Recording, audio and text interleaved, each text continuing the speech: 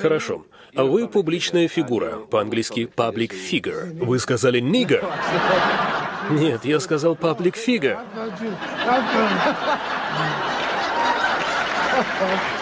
А я уж подумал, вы сказали публичный нигер.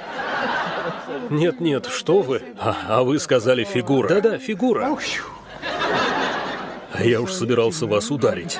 Итак, будучи публичной фигурой, вы не прячетесь от своей публики.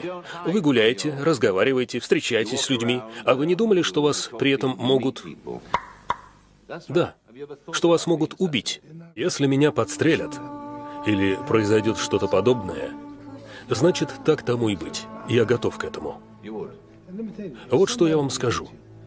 Если кто-то захочет вас достать, в Священном Коране говорится, ни одна душа не умирает, кроме как с дозволения Аллаха, и ни одна не живет без Его дозволения. Когда вы умираете, значит, пришло время. И я не верю, что для меня пришло время умирать.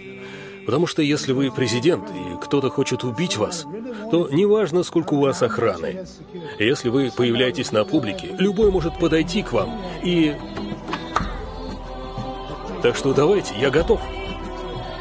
И как я могу беспокоиться о тех людях из разных стран по всему миру, которые хотят убить меня?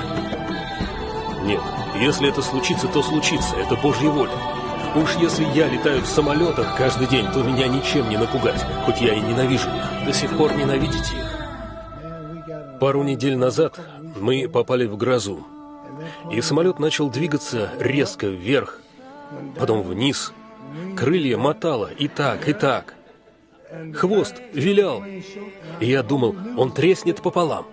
У вас когда-нибудь было такое, что вы представляли, как самолет трещит по швам и разваливается, а вы такой...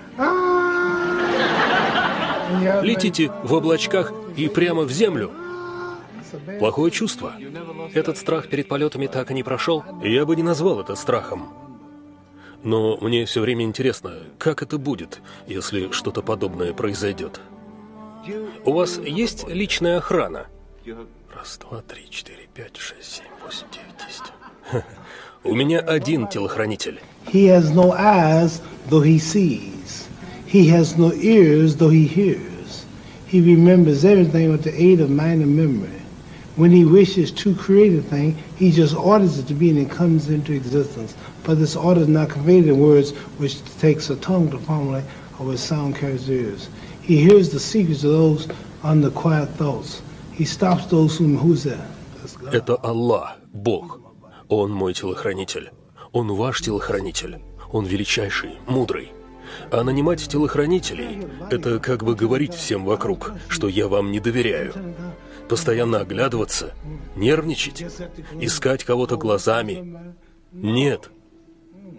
Аллах – моя охрана.